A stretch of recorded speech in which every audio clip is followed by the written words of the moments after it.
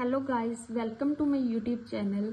आज हम पढ़ने वाले हैं part 2 of sexual reproduction in flowering plants. पिछली वीडियो में हमने पढ़ा था अबाउट मेल गेमेटोफाइट। इस वीडियो में हम लोग पढ़ेंगे अबाउट फीमेल गेमेटोफाइट। ठीक है, जिन्होंने वो वीडियो नहीं देखी सो प्लीज वो जाके देख ली। और आज की वीडियो में हम पढ़ेंगे the pistil, megasporangium, embryo sac. ठीक है, फीमेल को हम ऐसे रिप्रेजेंट करते हैं। सो पहले मैं आपको ना ये डायग्राम दिखा दूं ताकि आपको समझने में बहुत ही आसानी हो जाए। फीमेल पार्ट को हम क्या कहते थे? गाइनोशियम कहते थे। और पिस्टल और कार्पल इसके पार्ट होते थे। बिल्कुल, पिस्टल और कार्पल एक ही बात है, कुछ मर्जी कह सकते हो। सो देखो, ये जो ऊपर वाला पार्ट है उसे हम कहते हैं स्टिग्मा। जो ये डंडी दिख रही है आपको पाइप की तरह, वो होता है हमारा स्टाइल। ये हमारा क्या होता है? ओवरी होता है। बिल्कुल ओवरी होता है। ठीक है, अब क्या होता है, हमारे जो पोलन ग्रेन्स है ना, सबसे पहले जो हमारे पोलन ग्रेन्स होते हैं, जो मेल पार्ट है, ये क्या होता है? पोलन ग्रेन्स हमारे मेल पार्ट होते हैं, ये हमारा सारा फीमेल पार्ट होता है। जब फर्टिलाइजेशन हम करवाएंगे तो मेल को फीमेल के पास आना पड़ेगा। जो मेल मीन्स पोलन ग्रेन्स है वो यहाँ पर आएंगे फीमेल के पास। कहाँ पर आकर लैंड होंगे? वो लाइक दिस, यहाँ पर आकर लैंड होंगे, जिसे हम क्या कहते हैं? जिसे हम कहते हैं स्टिग्मा। जिसे हम कहते हैं स्टिग्मा। देखो, अगर हमारे पास एक कार्पल है तो हम कहेंगे मोनोकार्पलरी। अगर एक है तो कहेंगे मोनोकार्पलरी। अगर बहुत है तो कहेंगे मल्टीकार्पलरी। अगर हमारे पास बहुत सारे कार्पल्स हैं, ऐसे ही बहुत सारे कार्पल्स हैं और वो आपस में फ्यूज्ड है, मीन्स फ्यूज्ड मतलब जुड़े हुए हैं, उसे हम कहेंगे सिनकार्पस। अगर वो फ्री हैं तो हम उसे कहेंगे कि वो क्या है? एपोकार्पस है। बिल्कुल। अब हम देखो कि इन्होंने कहा है स्टिग्मा के बारे में, तो मैंने आपको बता दिया कि landing platform of pollen grains. Pollen grains stigma के ऊपर आकर बैठेंगी तो इसे कहते हैं landing platform. As a platform act करता है ये। उसके बाद आता है स्टाइल। स्टाइल क्या होता है? ये पाइप लाइक स्ट्रक्चर, इसे हम कहते हैं सिलेंडर पार्ट या part beneath stigma. Means beneath का मतलब क्या होता है कि स्टिग्मा के नीचे आ रहा है, तो पार्ट बीनीथ स्टिग्मा। ओवरी क्या होती है? Basal bulged part. बेसल का मतलब है कि सबसे नीचे आ रही है, बेसल हो गया। बल्ज्ड पार्ट का क्या मतलब है कि ये क्या है? फूला फूला स्ट्रक्चर है। ठीक है, और कहते हैं कि इसके अंदर क्या होता है ना, ओवरी के अंदर एक कैविटी होती है जिसे हम कहते हैं ओवरियन कैविटी।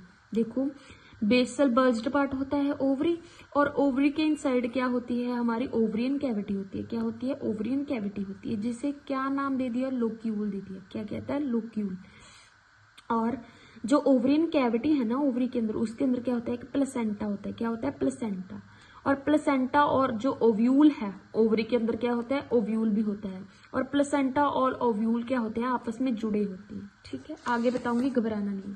देखो, यहां तक आपको पता लग गया कि हमारे ओवरी के अंदर एक कैविटी होती है जिसका नाम क्या होता है? हमारा लोक्यूल होता है। बिल्कुल। अब हमारी ओवरी के अंदर एक ओव्यूल भी हो सकता है, बहुत सारे ओव्यूल भी हो सकते हैं। जैसे आपने मैंगो देखा होगा, मैंगो की गुठली देखी, मैंगो के अंदर एक ही गुठली होती है, तो मतलब number of ovules in an ovary में भी 1। तो उसमें कितने ओव्यूल्स होते हैं? ओवरी के अंदर 1 होते हैं। आपने तरबूज देखा होगा, खरबूज देखा होगा, तो कितने ओव्यूल्स होते हैं ना ओवरी के अंदर? कितने बीज देखते हो आप? तो वो क्या हो गया? Many ovules in an ovary. ठीक है, अब मैं आपको बता दूं, मैंने आपको ये देखो, ये डायग्राम से आपको अच्छे से समझ आ जाएगा। ये हमारा क्या था? स्टिग्मा। ये हमारा क्या था? स्टाइल। और ये हमारा क्या था? That is ovary. ओवरी के अंदर मैंने बताया था ये क्या थी? हमारी ovarian cavity C dot dot वाली। देन मेरा क्या था? ये था मेरा प्लेसेंटा और ये था मेरा ओव्यूल। ओव्यूल और प्लेसेंटा जुड़े होते हैं एक डंडी की मदद से, जिसे मैं कहती हूँ फ्यूनिकल। इसे मैंने कह दिया फ्यूनिकल। ओव्यूल प्लेसेंटा जुड़े हैं फ्यूनिकल के साथ। और ये आप अगर गौर से देखो, ये हमारी क्या है? ओव्यूल की बॉडी है। ये हमारा क्या है? फ्यूनिकल है। फ्यूनिकल और ओव्यूल आपस में किस पॉइंट पर जुड़े हैं? इस पॉइंट पर जुड़े हैं। इस पॉइंट को मैंने क्या नाम दे दिया? हाइलम। देखो, ओव्यूल है, जो हमारा ओव्यूल है वो प्लेसेंटा से अटैच है एक डंडी से, जिसे हम कहते हैं फ्यूनिकल। जो हमारी बॉडी है ओव्यूल की, ठीक है, वो फ्यूज्ड है with the funicle at a point known as hilum. ये जंक्शन की तरह एक्ट करता है। जो ये हमारा ओव्यूल है, इसको मैंने जूम कर दिया। ठीक है, जो ये हमारा ओव्यूल है, इसके आसपास क्या होती है? इंटेगुमेंट्स होती हैं। क्या होती है? हमारे आसपास इंटेगुमेंट्स होती है। बिल्कुल। ठीक है, पर ये देखो, आप अगर देखोगे ये इंटेगुमेंट्स कितने हैं? 2 हैं। बट नीचे वाले पार्ट में क्या होता है? इसके पास कोई इंटेगुमेंट्स नहीं होती। इसके पास इंटेगुमेंट्स नहीं है, सारी जगह पर इंटेगुमेंट्स है, यहाँ पर नहीं है।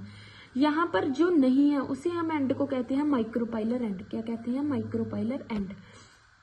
ठीक है, इसके अंदर क्या होता है? इसके अंदर होता है न्यूसेलस। न्यूसेलस क्या होता है? मास ऑफ सेल्स, मीन्स इसके पास बहुत सारे, इसके अंदर बहुत सारे सेल्स होंगे जिसमें बहुत सारा खाना भरा होगा। इसका जो नंबर है वो कितना होगा? 2n। याद रखना है 2n होता है। क्वेश्चन आ सकता है डायरेक्ट। न्यूसेलस का जो नंबर होता है वो कितना होता है? हैप्लॉइड होता है या डिप्लॉइड होता है? अगर हैप्लॉइड होता तो हमारा n लिखा होता, अब डिप्लॉइड है तो हमारा क्या है? ये 2n है। तो मैं बता रही थी कि यहाँ पर क्या है? इंटेगुमेंट्स नहीं है, ये क्या है? हमारा माइक्रोपाइलर एंड है। अपोजिट टू माइक्रोपाइलर एंड, इसके उल्टी साइड क्या होगा? हमारा चलाजल एंड होगा। वेरी इंपॉर्टेंट क्वेश्चन आएगा कि बेसल पार्ट ऑफ ओव्यूल किसे कहते हैं? Chalazal end. बच्चे सोचते हैं कि जो हमारा बेस पे होगा वही हमारा बेसल पार्ट होगा, और बेस पर कौन है? Micropylar end. तो बच्चे टिक कर आते हैं कि माइक्रोपाइलर एंड ही बेसल पार्ट होता है ओव्यूल का, बट नहीं। जो हमारा माइक्रोपाइलर का अपोजिट एंड होगा, चलाजल एंड होगा, वो हमारा क्या होगा? बेसल पार्ट होगा ओव्यूल का। आगे देखो, जैसे हमने देखा था कि माइक्रोस्पोर क्या बनाता है आगे चलकर? Microspore mother cell. ठीक है, माइक्रोस्पोर का बनना माइक्रोस्पोर मदर सेल से मेल में पड़ा था। अब ऐसे ही मेगास्पोर का बनना मेगास्पोर मदर सेल से, ठीक है, वो हम कहते हैं मेगास्पोरोजेनेसिस। ठीक है, अब क्या हो गया? अगर याद हो तो पिछली वीडियो में हमने देखा था कि हमारे पास क्या था? स्पोरोजिनस टिश्यू था। क्या था? स्पोरोजिनस टिश्यू था। उसका हर एक सेल उठकर बोल रहा था कि मैं बनाऊंगा माइक्रोस्पोर मदर सेल, बट नहीं, इसमें ऐसा नहीं होगा। इसमें क्या होगा? सिर्फ एक ही सेल आगे जाके क्या बनाएगा?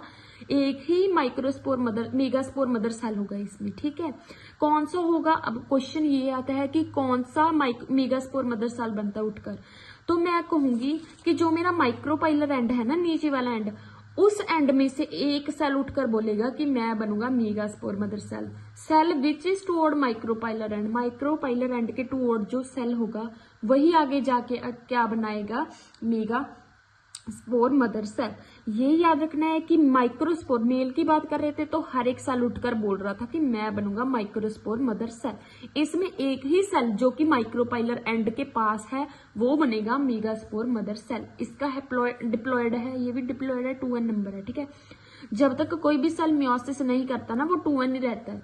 ठीक है, अब ये मियोसिस कर लेगा, कितने बनाई इसने? 4 बनाई। क्या बन गया? अब ये मियोसिस कर ली तो n बन गया। ठीक है, अब ये जो 3 सेल हैं वो तो डीजेनरेट हो जाते हैं, मीन्स उड़ जाते हैं एक प्रकार का। ठीक है, जो ये एक रह जाएगा ये फंक्शनल, मैंने लिख लिया ये फंक्शनल। यही आगे जाके क्या बनाएगा? Female gametophyte. फीमेल गेमेटोफाइट मैंने बताया था, मेल गेमेटोफाइट को क्या कहते हैं? पोलन ग्रेन कहते हैं। फीमेल गेमेटोफाइट को क्या कहते हैं? एम्ब्रियो सैक कहते हैं। बिल्कुल।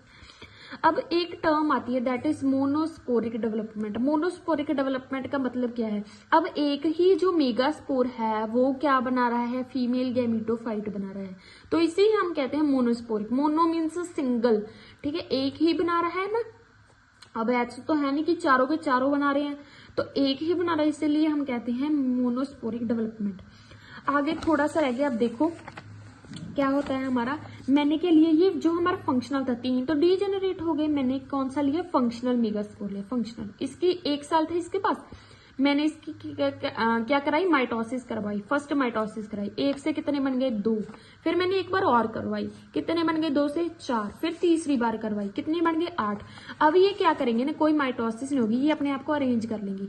3 ऊपर चले जाएंगे, 3 नीचे चले जाएंगे, 2 सेंटर में रह जाएंगे। ठीक है, तो इसको हम देखें। अब ये क्या करेंगे? अपने आसपास क्या करेंगे? सेल वॉल बना लेंगे। जैसे ये 3 थे, इन्होंने 1 2 3 1 2 3, और इन्होंने भी अपने आसपास क्या बना ली? सेल वॉल बना ली। जो ये देखो, ये क्या था हमारा? Micropylar and. ये क्या था हमारा? सी फॉर चलाजल एंड। ठीक है, ये 3 सेल है ना, इसको हम कहते हैं एंटीपोडल सेल। क्या कहते हैं? तीनों को एंटीपोडल सेल्स। और अब ध्यान से देखो, ये जो 2 हैं साइड वाले, बचाले वाला नहीं, साइड वाले, जो साइड वाले हैं उसे हम कहते हैं सिनर्जिड्स।